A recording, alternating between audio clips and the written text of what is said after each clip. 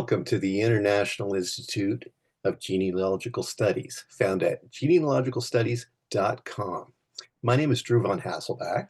I'm a mentoring professor with the Institute, and today I am joined with a former colleague of mine and a wonderful journalist, Leslie Stoshik. She's a TV producer. Hopefully you'll have had a chance to have seen the segment that she produced called Friendship Interrupted, because that's the subject of our presentation today. It's the story of two Holocaust survivors who were reunited after decades through kind of a chance, I don't want to say chance encounter, but Leslie will explain how they came together. But first, let's introduce ourselves a little bit. As I mentioned, I'm a mentoring professor here with the Institute. I'm working on some of the Canadian records courses. I'm a recent graduate of the Institute. I got my PLCGS in October 2022. I have expertise in records from Ontario, Saskatchewan, and Germany. I do a lot of German research, which is where I fit into the puzzle here for this presentation.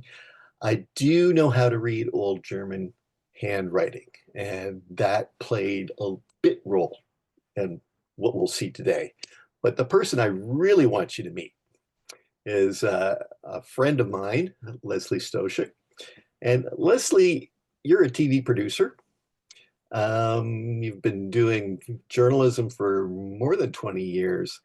But actually, why don't you just tell us a bit about yourself? And in particular, tell us what a TV producer does.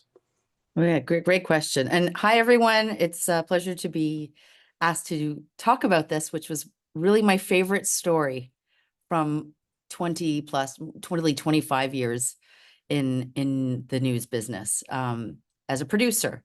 So what does a producer do? Great question, Drew. We get it all the time.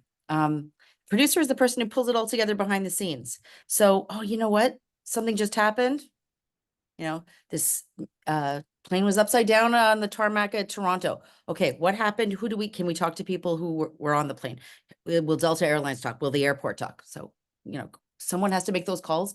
Someone has to do the logistics. Someone has to think of the questions. Someone also has to take all that content and put it all together to tell a story. If it's going to be 30 seconds, if it's going to be a 2-minute story on the evening news, which is becoming a thing of the past, but I still love the art form.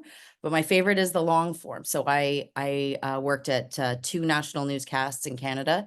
I ran Global News's national newscast, and then from that pivoted to creating a current affairs program, which was like a long form storytelling, interviews, investigations, and uplifting stories. And that's where we featured this story, my favorite, A Friendship Interrupted. Right. And the reason I wanted to ask you about what TV producers do is that I think for people who aren't familiar with the TV business or journalism generally, will think of the on-air reporter as the storyteller. They're a big part of the story, but they're not the full part of the story. It's a team effort. Same thing, a story you see in the newspaper, you'll see the person who wrote it, but behind that person, there's editors or a team of editors who put these things together. So what I'm getting at is you're a storyteller, right? You have a passion for telling stories. And the story that you're going to talk about today, the one that you say is your favorite in 25 years of journalism, it has some elements that just grabbed you, right? Why don't you talk about that a little bit? What was it about this story that really made you realize that it was something special? I mean, it's kind of amazing in the sense that there was an overlap of, as you say, Drew, and it was so true that there were all these happenstance things that came together to put these 2 women back in touch with each other 82 years after they were separated. A lot of things had to happen or even go wrong in order for that connection to happen. Same thing with this story. So I get a lot of people. So in addition to what we were talking about before, you have to do a lot of research and you get a lot of pitches. You have to pitch stories, but you have to listen to a lot of people and sometimes go, oh, that could be really interesting. Do a little research and it's kind of nothing. That's not what happened in this case. In this case, the story of how I came across Betty Grubetchikov, it happened about 4 years ago. It was, um, I I had put out a tweet, Oh, okay. Can in I, the, can we get to that in a or second? are we, oh, yeah, yeah, yeah, sure, sure. Yeah, Are we going, let's get to that in a second. I'm sorry to interrupt you on that, but not at all. I still want to pick up on the passion points because I think there's an intersect in what people do as genealogists and what journalists do as storytellers. And I wanted to share this with people because this is something that, you know, I know Leslie, I've worked with her, I've worked with lots of journalists, but Leslie is emblematic of these sorts of things. And like I said, I think there's a real connection here with what genealogists do. It's fair to say, Leslie, you got a passion for powerful storytelling, and you like to tell uplifting stories, right? Love to do that. Love the research. I do love the research. I love the, being a badger and digging through the dirt. It's there's something that's really rewarding. Some people are data journalists. That's not my thing. My thing is the connection and the who and the where, and but did they also talk to, oh, but did you also know? And then making that connection. Like that's my favorite thing to do. And it is a lot like genealogy, which I also have a soft spot in my heart for, because there's a lot of us, especially with you have sort of a funny last name like I do. Where did it come from? Well, what does it mean? If you don't speak the language, I don't speak Serbian. My grandfather was Serbian. Where does it come from? What does it mean? Where did I come from? So I think since we've been like people in caves telling stories or scribbling on the wall, these stories about ourselves are so important. That's why genealogists are so important. What you guys are doing is so important to document, to tell these stories that would be lost forever. But you're doing the hard work to get them, collect them, and really tell them in a way that there's a lesson there, or there something makes Right. sense. It's not just And a collection of facts. You're telling a story. and the other thing I wanted to get at, because you're going to see this come into the fore in the work that you did, you really know how to interview people. And that's something that it's hard for me to say, hey, in 30 seconds or less, tell us everything you know about interviewing. But those of us who are genealogists and who are speaking with ancestors or with our grandparents or our great uncles or so on, we actually need to know how to communicate with them to extract the information from them that we want to preserve. What do you think makes a good interviewer? Well, number one, curiosity. Like that's the, if you don't have that, forget it. But you have to be curious and be a great listener to sort of listen for something and then pick up on it. What the producer has the benefit of doing that the live interviewer, doesn't get, is that pre-interview. You can really let someone spin out for a little bit and go off on all kinds of tangents and then sort of say, well, tell me about that. You said something about that school you went to when you were learning ballet. Tell me about that school. And then that can open up a whole thread of like a box of surprises, right? You might get some great stuff. It might yield nothing, but those moments, as a producer, as a researcher, it's sort of the art of the pre-interview is sort of like tell me a story and cast your mind, especially I'll limit it to what you guys are doing. Try to, as much as you can, put people back in that moment. What did it Mm, look like? What did it smell like? What did you feel? Were you scared? Like, tell me about what that entering that, or crossing, the ocean on that ship, whatever it is, what was that like? And who did you meet? And do you remember, what do you remember the most? And I would say playing music is really important for people in these situations. It really connects them, and it is sort of unlocks a lot of the memories that they might so, have about their lives. so putting people in the moment and something you said briefly, but really important, do it more than once. Don't just interview somebody once and think that's it, because when you come back to the well, they might have more things for you. Okay, so let's talk a little bit about this story, because that's why we're here. Um, hopefully everybody's had a chance to watch this segment, but just in brief, like describe what the story's gonna, what's the story is. So in brief, yeah, this is excellent. Well, we should maybe show of hand. Is there anyone who hasn't seen the original, the 9-minute story? You want to raise your hand? Everyone has seen it, it looks like. Okay.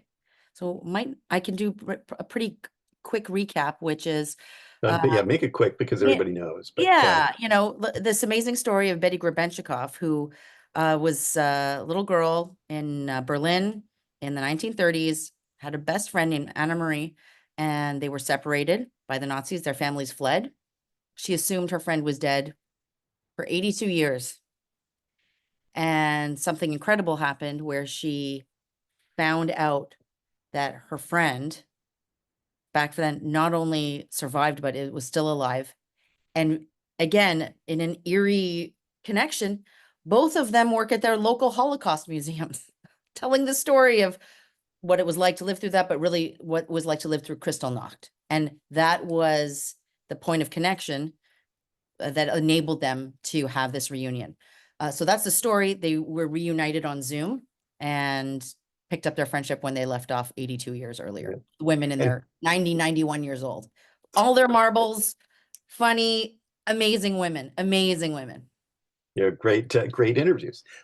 Just one little thing I want to mention here. Maybe because three's a crowd, I don't know. But our good friend Mike Armstrong was the reporter on this, and those of you who've seen the piece will know what a fantastic interviewer he is. But I did want to make the point, though. That's the thing with television is there's a lot of people involved in putting these things together. So, Mike, thumbs up for Mike, but Leslie, big architect behind the scenes. So, Yeah, and it's one thing to get the story, it's another thing to tell the story. sorry, And I right. was so lucky that I knew Mike loved Second World War stories.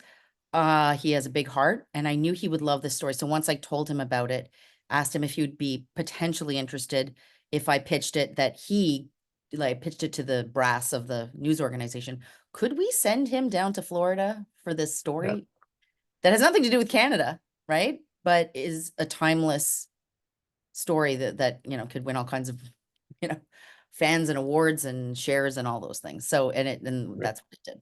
Yeah. So let's get into how you landed this story. And the thing that I think people are going to find interesting about this is that the story you're about to relate, this weird cycle of events.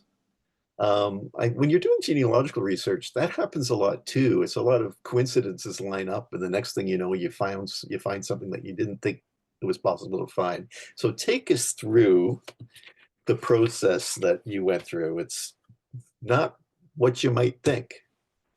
Never, never. But thank you for putting this down, because it's such a strange situation that yes, that what it kind of came out of the January 6th events. I found out that the security guard who kind of stopped the mob from going into the Senate, his name was Eugene Goodman. And I went, oh, I think Eugene means, I think it's like something good. Also, it means noble good man. His name means noble good man. Wow. And I wrote, Charles Dickens himself couldn't have given him a better name. Okay, that's fine. A couple of weeks later, another one of my tweets went viral, and a guy named Charles Dickens likes it. So I look at his profile, and Florida, very well read. So I just assumed he was an English teacher. Something a journalist never should do is make an assumption. Right. I, Or a genealogist for that matter. I assumed he was a teacher and that he loved Charles Dickens, and that was just his like nom de plume, So I followed him. He followed me back. I said, oh, hey, I thought you would like this tweet that I wrote, the Charles Dickens. And he says, oh, yeah, that's nice. Anyway, like he didn't even care about it. So I thought, oh, okay, interesting. He goes, you're a journalist, right? And then he said to me, I have a news tip. Can I tell you about it? And I thought, what's a guy in Florida going to tell me in Canada about a news tip? And then he tells me the most unbelievable story. It's two Holocaust survivors, friends in childhood, separated in their adolescence, never saw each other again, have just been reunited via Zoom and the Shoah Foundation. So put us in your minds, in your head space when you read that. What'd you think? Well, so many questions. Number one, like, why is an English teacher telling me this? Number two, is it real? No. Number three, do we have any video of it? Do we have any proof or any evidence they were reconnected via Zoom? Do we have a recording of that? Did they keep a recording of it? could I speak to her? Is Betty willing and able to talk about it? Can she speak about it eloquently? The answers to all of them were yes, yes to everything except for Right. the So teacher let's part. actually let's meet Betty. So tell us a bit about Betty. I can't say enough wonderful things about this woman. Betty is the um immediately Betty is the grandmother you want to have. Um Betty was 91, eloquent, funny, like so funny, and just very, very calm, and but at the same time had that sense of joy and wonder that some people lose in after their childhood, and certainly a lot of people lose after a traumatic situation. And she always had that when she told me every step of the way what had happened, every step of the way, how she knew Charlie. How did she know Charlie? Charlie's a volunteer at the Holocaust Museum. He was furloughed actually during the pandemic. So he was actually out of a job. He was doing this out of the kindness of his heart. And Charlie and Betty got to know each other. Betty still drives and she's interested in talking on camera about this story and sharing pictures and videos. And she had been, as we say, a rock star, volunteer at the Florida Holocaust Museum, where she told the story of Kristallnacht, the Night of Broken Glass in 1938, where mobs terrorized Jewish homes and businesses, burnt down synagogues. A really real awful night of, well, we would say it now, terrorism. And every time Betty gave this presentation, she would always talk about her best friend, Anna Marie. Betty back then was known as Ilse Cohn. Betty changed her name a few times over the years as she evolved and got married. But this was a story she always told, and we have video of her, as was in the piece, saying, I never knew there is a woman I want to talk about. Anna Marie, she was my best friend in the world, and I never knew what happened to her.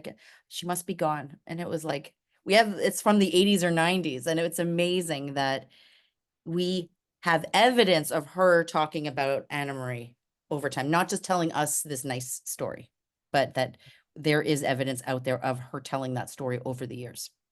Right. So um, let's meet Anna Marie, or as she is now known, Anna Maria. Yeah. So Anna Maria, her family ended up in Santiago. Again, to volunteer at her Holocaust museum. Also drives herself to and from the museum. And there was a session on Kristallnacht, and she was a last minute fill-in for someone else.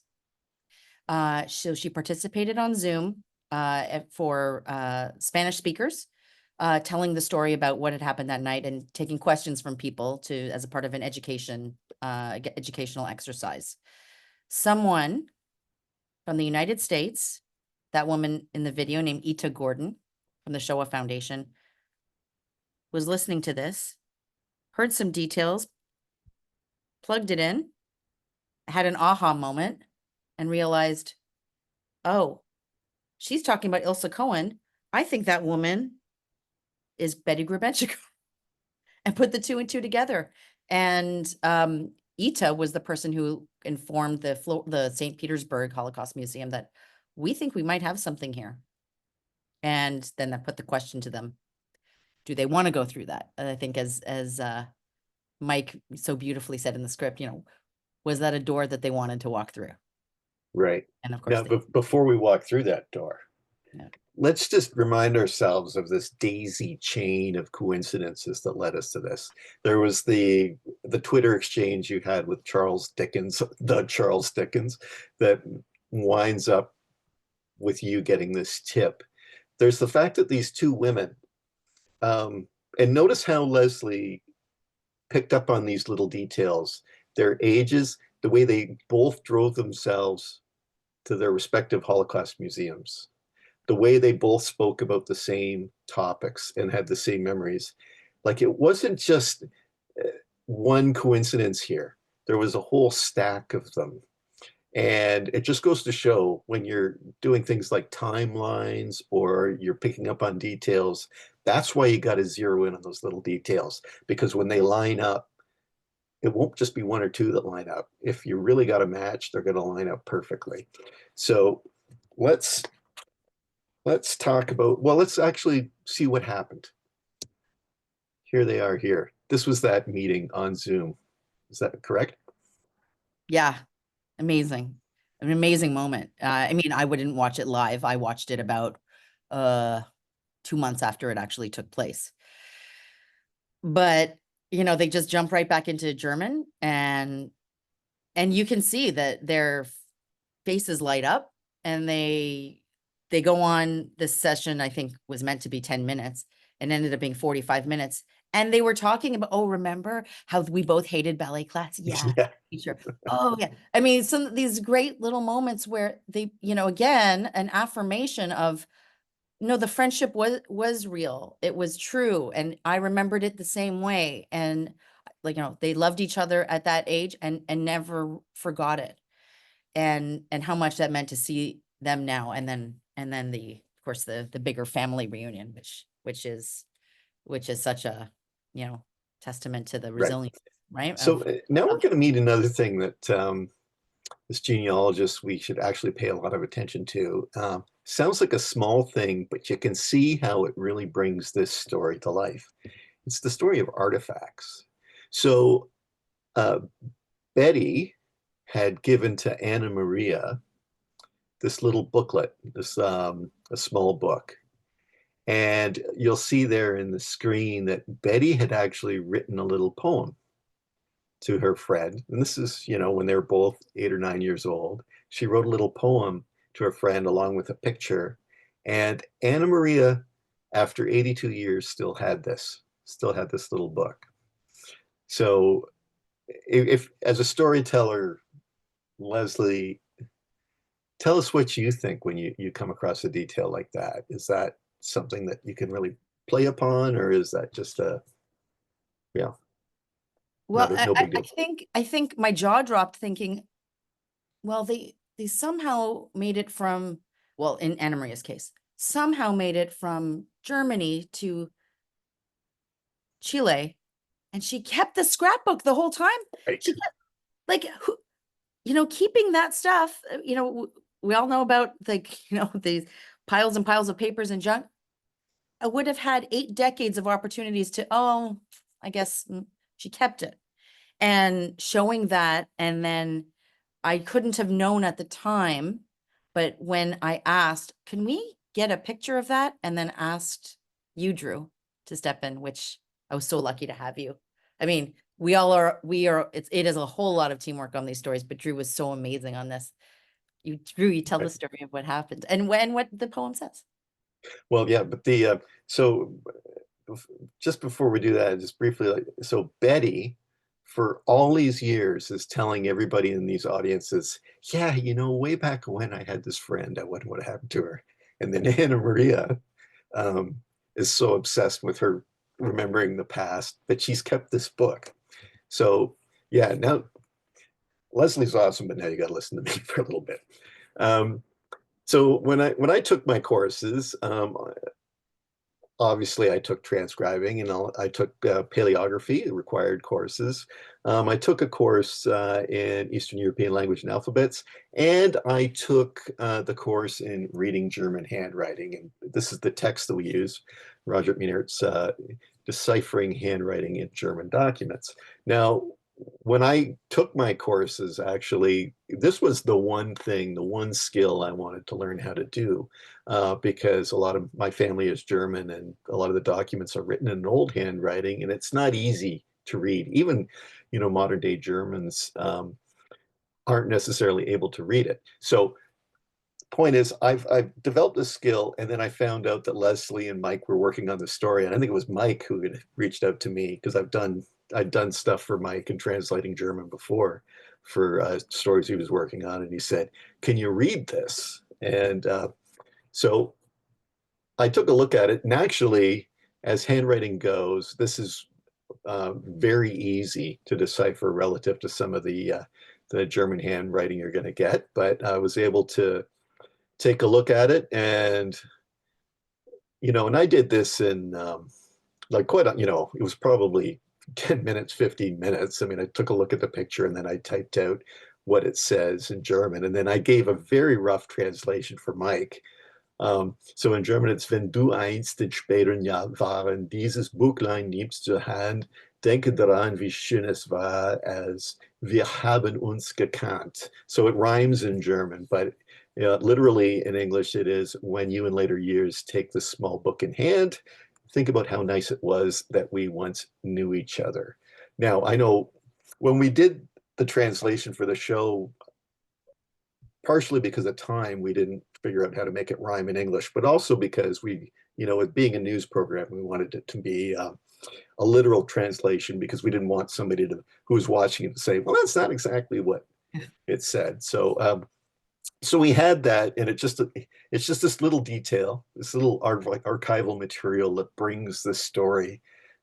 It allows us to reach back 82 years. We have the pictures, but now we have the words from 82 years ago. And I just thought that was kind of special. And anyway, I was very happy to help Leslie with this. It was all because I got my PLCGS. So, yay. Um, anyway, Leslie, just, recapping this, what we've talked about here. What are your thoughts on this? Names played a crucial role in the story. It's coincidence. Um, I think one of the most amazing things here, well, I'll let you speak to it, but Well, I think um, had they kept their original names, they would have been able to find each other. Certainly with the advent of like yeah, the Shoah Foundation and then the internet, for sure. But they couldn't because they're different last names, and then Ilsa Cohen to Betty Grebenshikoff. I mean, too difficult. But I think that that the those stories are in there. They're in there. They're in there to be mined. And for those who are comfortable sharing, there's a treasure trove. There's my theme, my motto in life is all stories, no bories. Like, this is the story of a lifetime because, how else could these two women have found each other? And we did have not many, but some pictures of it to be able to tell this story. And you had these two bright lights of these amazing women who were ready to tell it with passion and love. I mean, amazing. And you don't always have that. This would have been a great story with just one of those elements, but we right, had a whole lot of things line up, and it was really like the stars aligned. Well, the stars aligned for us to be able to tell the story, yeah, which is 1/1,000,000th of the story of the stars lining up for Anna Maria and Betty. right. But at least you were able to tell them, right? Imagine if you weren't there and maybe it happened, but nobody else got to find out about it. This Well, is the story that feels like it has to be shared. so interesting point on that. Charlie Dickens, like Charlie Dickens, who, by the way, that's his real name. He's not, wasn't a nom de plume. He tried to tell it to 2 or 3 other journalists and they just ignored him. So when I just showed up, when in later years I showed up and with this book in hand, my Twitter, and oh, you're a journalist? Can I tell you something? He has no idea what I do. I could be an economics reporter. No, but he got someone who loves people stories, Yeah, and I took the time to listen to him right. and sort of see if there was something there. He's an amazing person too. He's an amazing person, but he tried to tell this story a few times. Betty would love this story to come out, but no one's interested in telling it now. They're all obsessed with the pandemic. They're obsessed with, politics. I said, but in this moment in the world, and by the way, all the time, we need uplifting stories about Right. connections, about human connection. That's the most important thing. That's why, again, I'm going to throw it back to you guys. The genealogical work that you do is so important. It's so important because everyone's doing this, noses in a device. Human connection is going to be the most valuable commodity going forward. So Yeah. hats off So to you. curiosity, but you're talking about human connection, that ability to interview people professionally, which is a skill. I think if you have the passion for storytelling, it's a skill you can develop. But just look, we got two little treats here, the aftermath. First off, I'm going to share something and then I'm going to throw it over to Leslie to share something. But first off, so these two ladies, they now have big families.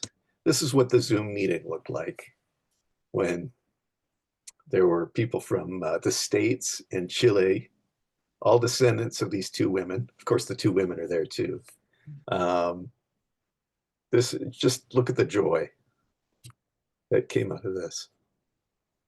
Amazing. Yeah. Amazing. Um, Now, Leslie, do you want to share? Do you want to share your screen? Because I think you have a Yeah, really sure. lovely picture. Let me do a little share. So that Zoom happened in December, I believe, of 2020, the first year of the pandemic. And then that fall, um, so this story aired in February of 2021. And in the fall of that year, they they found a way to meet in person. So let me do a little share screen. I hope it looks okay. But Yeah, this is the two of them in Florida hanging out on a patio. And then this is like them hugging each other and laughing. And you can really see also the resemblance of their photos from when they were kids. Especially I find Anna Maria for sure resembles that. And Betty talked about how mischievous she was. Like she had that, she just has that beautiful, both of them beautiful, but that fun filled, they both had that laughter and the joy. You can still see that joy. And I just love this. So that was really yeah, great. And I actually I will keep this up or I'll stop sharing here, but I did connect with Jennifer, who is Betty's daughter, who is amazing and also enabled us to be able to tell this story. And she told me that she's still in touch with Anna Maria and her family. And she had a birthday at the beginning of this year. There were 27 of them, children from 2 to 16 years old. There was in attendance the ambassador of Germany, who surprised Anna Maria with a Cross of Honor, first class from Germany. And it will be there was going to be a celebration for her at the German embassy in Santiago. And apparently she's the only Jew in Chile who's received it. And she wrote, with all these events, this is a translation from Spanish. With all these events, I'm somewhat overwhelmed by my feelings, and I am infinitely grateful for the affectionate greetings of all of you. My friend Betty, who died almost exactly 2 years ago today. Betty continues to accompany me in my thoughts, and how good it was that we managed to hug each other. A very big, tight hug for everyone from Anna Maria. So there. my one regret about telling that story, and I'm trying not to be, this is such a happy story, I'm trying not to be sad about it, is that I really wanted to make time to see Betty in person. We talked over the phone, of course, but I never met her in person. Mike and our crew, Mike and his camera person went and met her in person. But I regret that I never got to meet her in person because she's such a wonderful person that I'll never forget for the rest of my life, as you can probably tell how much of an impact she had on me. But that was a sad moment for me, but so happy that the families are still connected now 2 years later. It's amazing. And I see that as like, that's again the power of genealogy and this connection, is to be able to tell these stories and share them and find, extended family members, in this sense. Amazing. Right. Does anybody have any questions? I loved this story. I think you're right about the interviewing techniques, and one of our certificates that you can get your credentials in is personal historian, where you interview individuals or families and really get their stories. And I think I would love to hear some more great questions that you should ask someone now before it's too late. What other kinds of things would you use to interview someone now? Yeah, if it's someone in your family, let's say that you want their story. Yeah. Yeah, I think well, these are good techniques for any kind of interview. So the three rules of a good question, not leading, not kind of trying to corner someone, but trying to open their mind to really go anywhere. So you want your questions to be three things: open, lean, and neutral. So open-ended, not you must have felt terrible then. Yeah. Yeah. What, how did you feel then? Open-ended question. Lean, short, right? Not a long, if you're having a conversation with someone, but we understand. But sometimes the shorter questions, when you go off in a direction, the person will want to, oh, he or she wants me to tell a story about this. I guess I should be talking about that. The shorter it is, the faster their mind will cast to wherever they want to go. So let them control it. And neutral, right? You don't want a loaded question with a lot of innuendo. Again, more for journalists, but a neutral question is good. Oh, you must have hated that. It can provoke an answer, but it also kind of makes people recoil sometimes. So just a neutral question like, what did that feel like for you? Again, those questions about who do you remember? What do you remember about them? Um, what was that like? Do you remember the name? Or do you remember what, like, any letters in the name? What were they were wearing? Those kinds of questions, and not do you, but what were they wearing? How did they look to you? How did you feel in the moment? You will, you'll get some surprising answers when it's just sort of just talk to me and tell me what that experience was like. I'm probably better if you give me an example of a circumstance, but I think in general, those are good principles to follow when you're going down this line of like a broad interview that you would use to kind of a capturing it all, like a catch-all for like a fishnet before you literally tell the story and serve your dish of what you've caught at the end of it. Deborah posted, thank you for sharing this. I know a 99-year-old Holocaust survivor for over 25 years, and it's been a very meaningful to hear her stories. I Wow. Yeah, and I think the problem is that when we're interviewing somebody, we don't know what to ask. We're afraid of causing them to be upset. But when we understand that there are stories behind it, um, sometimes some of the best ones are just start with whatever comment they make and then say, "Tell me more," can help get those stories out. And Absolutely. Absolutely. No, don't load it up. What was that like? Tell me more about that. It just starts a conversation. And you'll be able to gauge, their if they're comfortable going there. And then even if they're maybe comfortable, but they're not right there, just, try to, how does it make you feel is a question that a lot of that older generation, especially when they were young, no one thought to ask them those questions. Or the younger generation now, it's everything, how it makes you feel, right? That older generation, they're not as used to it, but that's why sometimes those other sensory things, not about feeling, but what went through your mind. What were you, what did it smell like? What was your favorite food? Some of those things, like, they just trigger such strong memories because they're so associated with these emotive moments that are imprinted in our brains, but we don't necessarily think about them or articulate them every day. yeah, if you can Yeah. pick out those the scent or the feel or the experiential ways of doing it, yeah, that comes out a lot better. The thing that It, blew me away real quick was that one family ended up in Chile and one family ended up in the US. One family could speak German and Spanish, or at least the lead person could, and one could speak German and English. And yet the whole world changed, and those people exist because they moved. So I Mhm. thought, I'm sorry, I didn't mean to interrupt you. Go ahead.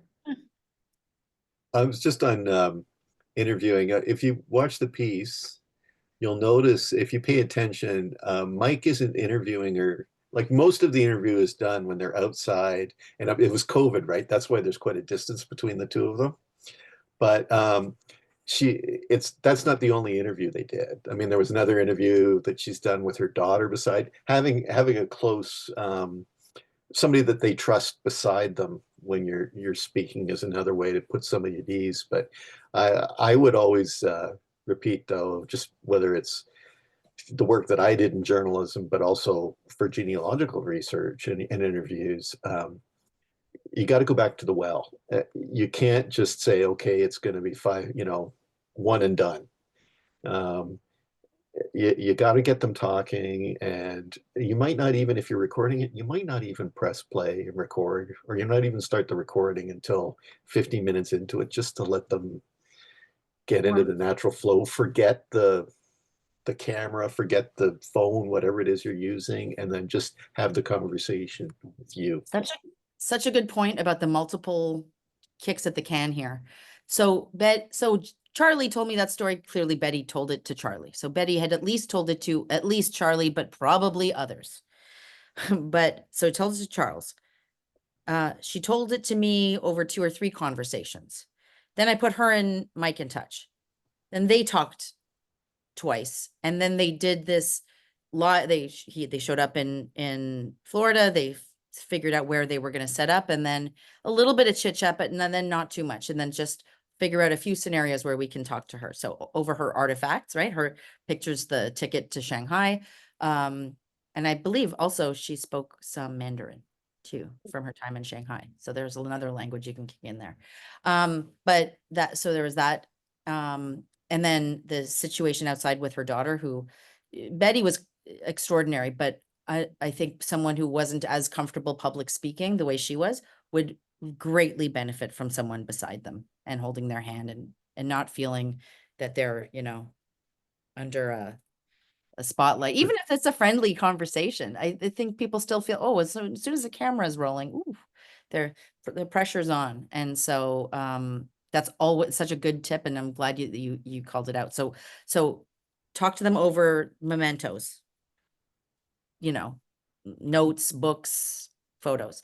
Talk to them one-on-one, talk to them with a loved one beside them. But anything that kind of is going to help jog their memory, like, the bedding, even, like, that's why a lot of we do a lot of those kinds of interviews in someone's room, right? Their bed. Yeah. With my great grandmother, this is in 1979, but I was there and I still remember it. We got her singing, and she went from singing in German to singing in Russian, because she's one of the Germans who lived in what's now Ukraine. And her own daughters did not even know that she could sing a song in Russian. It's something that she had learned in grade 8, and it's just because we got her singing, she it came to the fore, 70 years later. Yeah. And music is one of those things Yeah. that, it doesn't, it's unbreakable. It's really strong in the brain. So it really unlocks a lot of memories. Good for you. That's an amazing story, Drew. It is. That's really cool. Well, I've learned from the best. What are other questions that some of our attendees have? You can feel free to unmute. You can feel free to go on camera, or you can feel free to pop it in the chat. We'll give a couple more minutes, and then we will thank our guests. I just want to give you all a chance.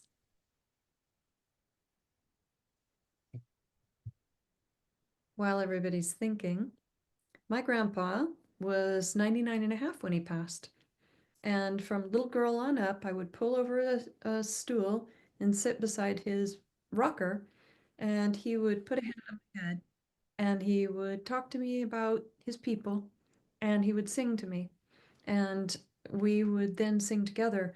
So I can be in church now listening to hymns that we sing in church now, and suddenly we'll do one that's 100 or 150 years old or whatever that he would have sung while rocking in his big old chair, and we would have then sung together, and I learned by ear from him.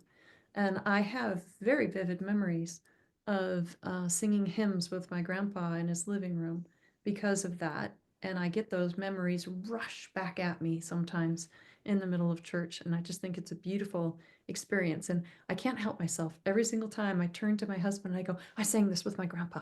And what's shocking is how many. Had no idea there were that many that we'd sung.